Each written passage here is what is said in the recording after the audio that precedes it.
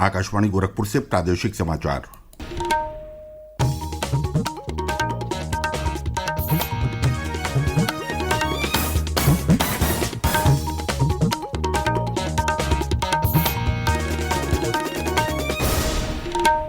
नमस्कार, समाचार बुलेटिन के साथ मैं प्रमोद कुमार सिंह। पहले मुख्य समाचार। प्रदेश में निकाय चुनाव के पहले चरण के लिए आज से भरे जाएंगे नामांकन पत्र। इस चरण में 9 मंडलों के 37 जनपदों में 4 मई को होगा मतदान। मुख्यमंत्री योगी आदित्यनाथ और केंद्रीय वन एवं जलवायु परिवर्तन मंत्री भूपेंद्र यादव ने लखनऊ में नेशनल क्लाइमेट कॉन्क्लेव का किया शुभारंभ। राज्यपाल आनंदीबेन पटेल ने कानपुर के छत्रपति शाहूजी महाराज विश्वविद्यालय की नैक ग्रेडिंग के लिए तैयार रिपोर्ट की समीक्षा की। और काशी के प्रसिद्ध संकट मोचन मंदिर में शुरू हुआ संगीत समारोह। देश भर के सुप्रसिद्ध कलाकार 16 अप्रैल तक देंगे अपनी प्रस्तुतियां।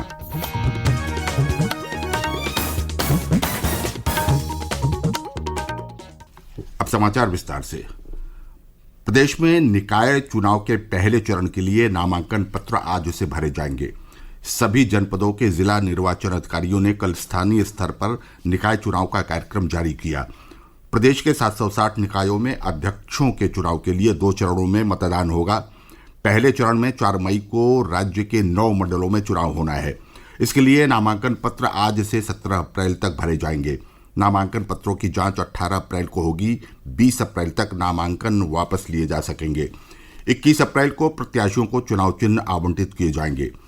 पहले चरण में 4 मई को जिन जिलों में मतदान होगा वो हैं गोरखपुर, देवरिया, महाराजगंज, कुशीनगर, वाराणसी, चंदौली, जौनपुर, गाजीपुर, गोंडा, बहराइच, बलरामपुर, श्रावस्ती, लखनऊ, उन्नाव, हरदोई, रायबरेली, सीतापुर, लखीमपुर खीरी, प्रयागराज, फतेहपुर, कौशाम्बी, प्रतापगढ़, झांसी, जालौन, ललितपुर, आगरा, फिरोजाबाद, मथुरा, मैनपुरी, मुरादाबाद, रामपुर, बिजनौर, अमरोहा, संभल, सहारनपुर, शामली और मुजफ्फरनगर। राजधानी लखनऊ में कल 2 दिवसीय नेशनल क्लाइमेट कॉन्क्लेव की शुरुआत हुई। कॉन्क्लेव का उद्घाटन केंद्रीय वन एवं जलवायु परिवर्तन तथा श्रम एवं रोजगार मंत्री भूपेंद्र यादव तथा मुख्यमंत्री योगी आदित्यनाथ ने किया। 2 दिन तक चलने वाली इस कॉन्क्लेव के दौरान जलवायु से जुड़े हुए मुद्दों पर चर्चा की जा रही है। कॉन्क्लेव का उद्घाटन करते हुए केंद्रीय वन एवं जलवायु परिवर्तन मंत्री भूपेंद्र यादव ने कहा कि प्रधानमंत्री नरेंद्र मोदी के नेतृत्व में पूरे देश में वन और वन्य जीव संरक्षण का काम चल रहा है। सरकार के प्रयासों से टाइगर की संख्या में वृद्धि हुई है। उन्होंने कहा कि योगी आदित्यनाथ की सरकार के प्रयासों से प्रदेश में टाइगर रिजर्व की संख्या बढ़ी है। उन्होंने कहा कि एथेनॉल उत्पादन में उत्तर प्रदेश देश का नंबर 1 राज्य है, जिससे प्रदूषण नियंत्रण में मदद मिलती है। उन्होंने कहा कि पूरी दुनिया में जलवायु परिवर्तन पर चर्चा हो रही है और 2015 का पेरिस समझौता इसका एक महत्वपूर्ण पड़ाव है, जिसमें हमारे प्रधानमंत्री नरेंद्र मोदी के विजन का महत्वपूर्ण प्रभाव रहा है। उन्होंने कहा कि समझौते में चिन्हित लक्ष्य के प्रमुख भाग को देश ने समय से पहले प्राप्त कर लिया है। भारत ने अपनी जीवन पद्धति से दुनिया के सामने उदाहरण पेश किया है कि जलवायु परिवर्तन से जुड़े लक्ष्यों को प्राप्त करने के लिए सरकार के साथ ही समाज का भी सहयोग आवश्यक है। आज भी दुनिया में भारत का प्रति व्यक्ति कार्बन उत्सर्जन सबसे कम है। इस अवसर पर उन्होंने उत्तर प्रदेश की जलवायु परिवर्तन कार्य योजना कार्बन न्यूट्रल इवेंट तथा उत्तर प्रदेश के विरासत वृक्षों पर आधारित पुस्तक के 2य संस्करण का विमोचन किया। उन्होंने उत्तर प्रदेश राज्य जलवायु परिवर्तन ज्ञान केंद्र का बटन दबाकर शुभारंभ भी किया। मुख्यमंत्री योगी आदित्यनाथ ने इस मौके पर घोषणा की कि प्रदेश के सभी जनपदों में जुलाई के पहले सप्ताह में एक साथ और एक दिन में 35 करोड़ पौधे रोपे जाएंगे। मुख्यमंत्री ने कहा कि उनकी सरकार वनों की सुरक्षा, संरक्षण और संवर्धन के लिए लगातार प्रयासरत है।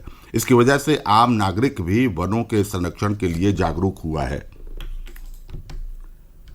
35 करोड़ वृक्षारोपण के कार्यक्रम को लेकर के फिर हम लोग जुलाई प्रथम सप्ताह में प्रदेश के अलग अलग जनपदों में बृहद अभियान को आगे बढ़ाएंगे। 35 करोड़ वृक्षारोपण एक साथ एक दिन में जुलाई प्रथम सप्ताह में उत्तर प्रदेश के अंदर होगा। उसकी तैयारियां अभी से होने लग गई हैं। हम लोगों ने उत्तर प्रदेश के अंदर एक और कार्य किया कि जितने भी हम प्रधानमंत्री आवास योजना के आवास देंगे किसी भी लाभार्थी को, उस लाभार्थी को एक साथ सहजन का पेड़ भी देते हैं, क्योंकि प्रधानमंत्री आवास प्राप्त करने वाला जो व्यक्ति होता है स्वाभाविक रूप से आर्थिक रूप से कमजोर होगा और जो आर्थिक रूप से कमजोर होगा वो पोषण भी वही होगा। तो हम लोगों ने सहजन का एक एक पेड़ प्रत्येक आवास के सामने उन्हें उपलब्ध करवाने का कार्य किया।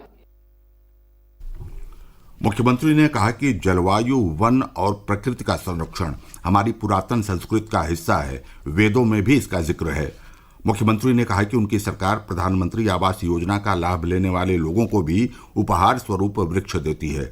उन्होंने कहा कि सरकार ने केंद्र की तर्ज पर स्क्रैप पॉलिसी घोषित की है और जल्द ही प्रदेश में 15 वर्ष पुराना वाहन सड़क पर नजर नहीं आएगा।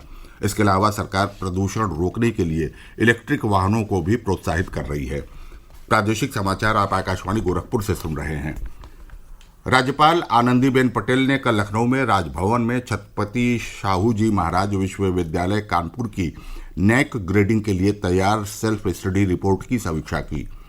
विश्वविद्यालय पूर्व में 2 बार नैक से ग्रेडिंग प्राप्त कर चुका है और अब तीसरी बार ग्रेडिंग के लिए SSR दाखिल करने जा रहा है। राज्यपाल ने प्रस्तुतिकरण की बिंदुवार समीक्षा करते हुए व्यापक सुधार के निर्देश दिए। उन्होंने कहा कि प्रत्येक क्राइटेरिया में विश्वविद्यालय अपने विवरण विस्तार के साथ अंकित करे। उन्होंने विवरण में हाइपरलिंक्स से अधिक फोटो संलग्न करके प्रस्तुतिकरण को प्रमाणित और सशक्त बनाने को कहा। आइए अब सुनते हैं आकाशवाणी के लोकप्रिय कार्यक्रम प्रधानमंत्री की मन की बात पर आधारित विशेष श्रृंखला। आज की कड़ी का विषय है वर्षा जल संरक्षण।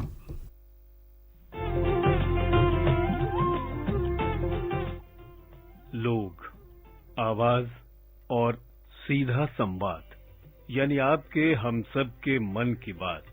जी हाँ, ऐसे ही करोड़ों लोगों से जुड़ जाते हैं हमारे प्रधानमंत्री।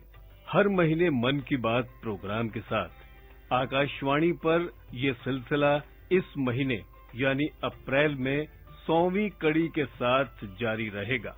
इसी विशेष मौके पर मन की बात कार्यक्रम से प्रधानमंत्री के चुनिंदा संबोधनों को फिर प्रस्तुत किया जा रहा है।